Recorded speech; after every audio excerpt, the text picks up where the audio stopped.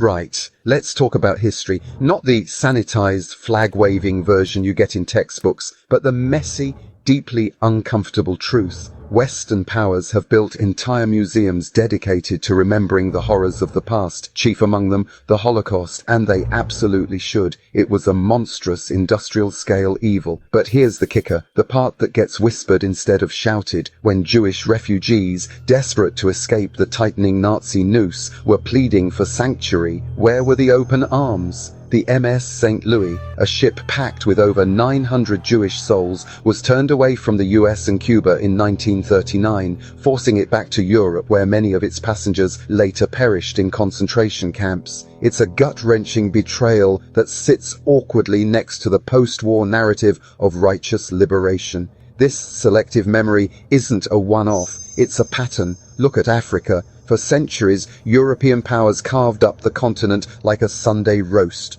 plundering its resources and enslaving its people. The Belgian Congo under King Leopold II wasn't a colony, it was a personal fiefdom of unimaginable brutality, where millions died in the pursuit of rubber and ivory. This wasn't just a bit of unfortunate colonialism, it was a genocide fueled by greed. Yet these same nations now lecture the world on human rights and democratic values. It's like a fox building a memorial to the chickens it had for dinner last night.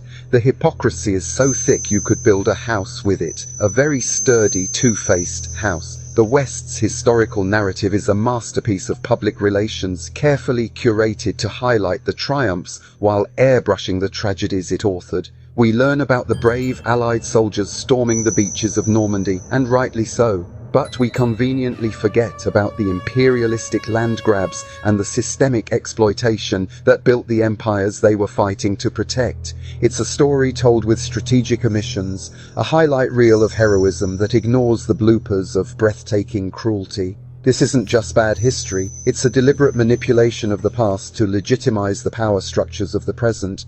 It creates a foundation of moral authority that, when you inspect it closely, is riddled with cracks. So when Western governments stand on a global stage and talk about their unwavering commitment to justice and freedom, it's worth remembering this history. It's not about diminishing the good they may have done, but about adding the necessary and often brutal context. Their commitment to these ideals seems to activate only when it aligns with their strategic or economic interests. The moral compass they brandish so proudly seems to have a rather strong magnetic attraction to money and power. It spins wildly, pointing towards justice one minute and profitable exploitation the next. It's a history that demands we question not just their actions, but the very foundation of their self-proclaimed moral leadership. And that brings us to the modern era, and the West's favorite phrase, the rules-based international order. It sounds lovely, doesn't it? Like a global neighborhood watch where everyone agrees not to nick each other's garden gnomes. But the problem is, the self-appointed captains of this neighborhood watch seem to believe the rules apply to everyone but them. Take Russia's annexation of Crimea in 2014. The West, quite correctly, condemned it as a flagrant violation of international law. There were sanctions, stern words, and a great deal of diplomatic pearl clutching. Because you can't just invade a sovereign country and redraw the map. That's the rule. Except when you can.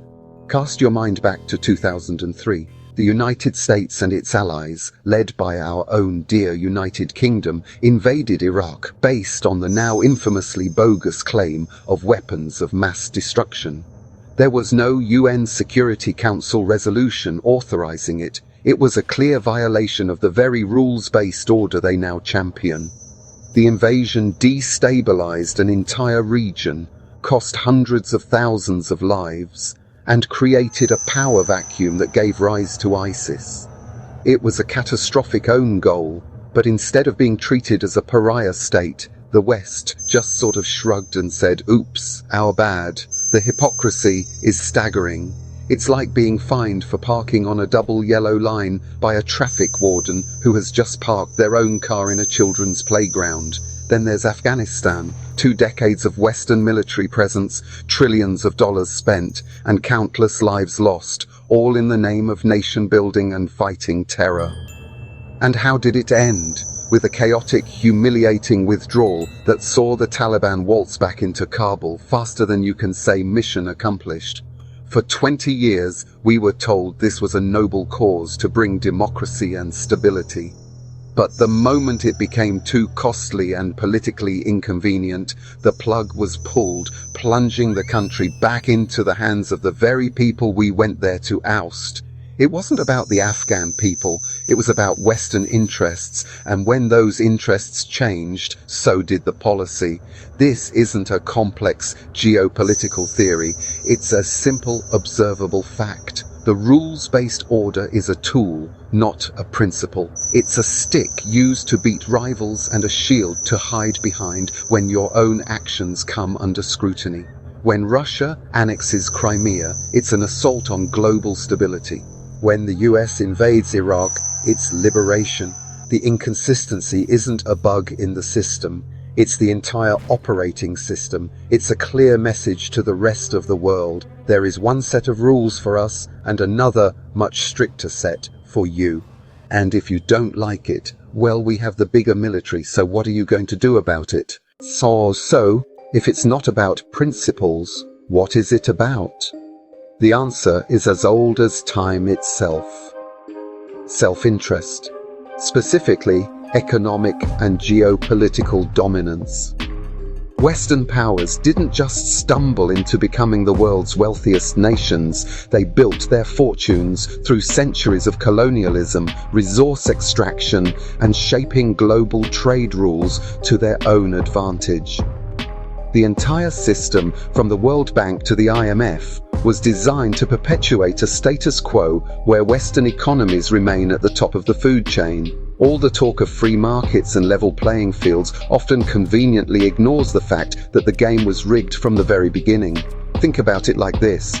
It's a poker game where one player not only starts with most of the chips but also wrote the rulebook and gets to deal the cards.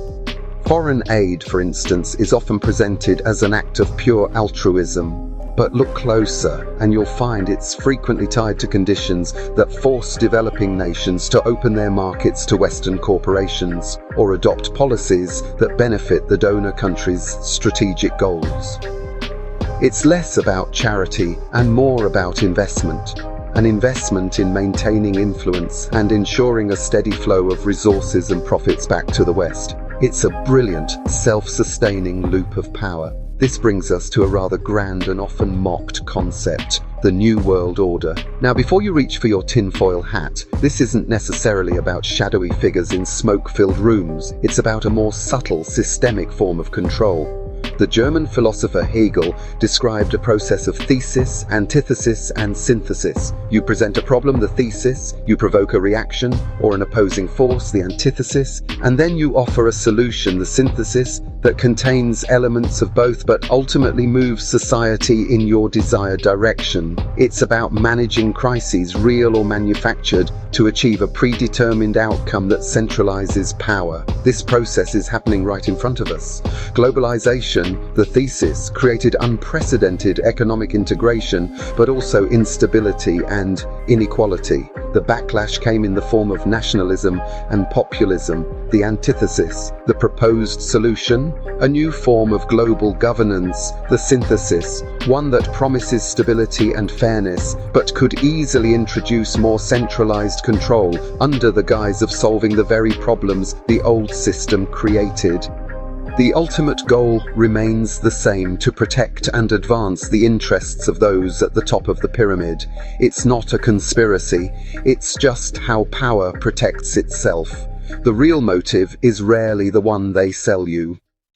And the latest and perhaps most ambitious vehicle for this synthesis is the climate agenda. Let's be absolutely clear, climate change is real and it is a serious threat.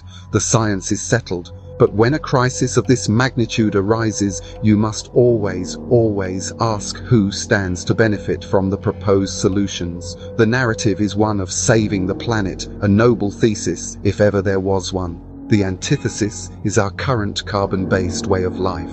The synthesis being offered is a radical transformation of our economies and societies, often referred to as a Great Reset or a Green New Deal. Russia's invasion of Ukraine in 2022 shocked the world, drawing widespread condemnation and raising fears of a broader conflict. The global response was swift, with harsh criticism and sanctions, while many warned that the ongoing war could escalate tensions in the Middle East and beyond. On the surface, this sounds fantastic. Who doesn't want clean air and a sustainable future? But dig into the policies being proposed, and you find a blueprint for unprecedented control. We're talking about digital currencies that could track every purchase you make, carbon allowances that could limit your travel, and smart cities that monitor your every move, all in the name of environmentalism. These aren't just policies to reduce emissions, they are mechanisms that could fundamentally alter the relationship between the individual and the state, handing immense power to governments and the unelected global bodies that advise them. It's a perfect Hegelian play. The hypocrisy is already glaring. Western nations, which built their wealth by pumping carbon into the atmosphere for 2 centuries, are now telling developing countries in Africa and Asia that they must forego fossil fuels and hobble their own economic growth for the good of the planet. It's the rich man who has finished a lavish 10-course meal, telling the starving man at the door that he should really consider fasting for his health. It's a new form of economic colonialism draped in a green flag. The goal isn't just to save the planet, but to manage the planet in a way that preserves the existing global power hierarchy. So, the next time you hear a politician passionately speaking about our shared global challenges, it's vital to look past the rhetoric.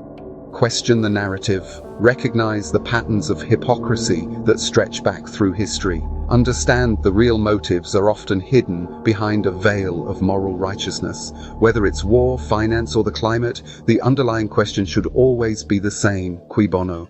Who benefits? Because more often than not, the answer is the same group of people who have always benefited. And being aware of that is the first and most important step towards demanding something better.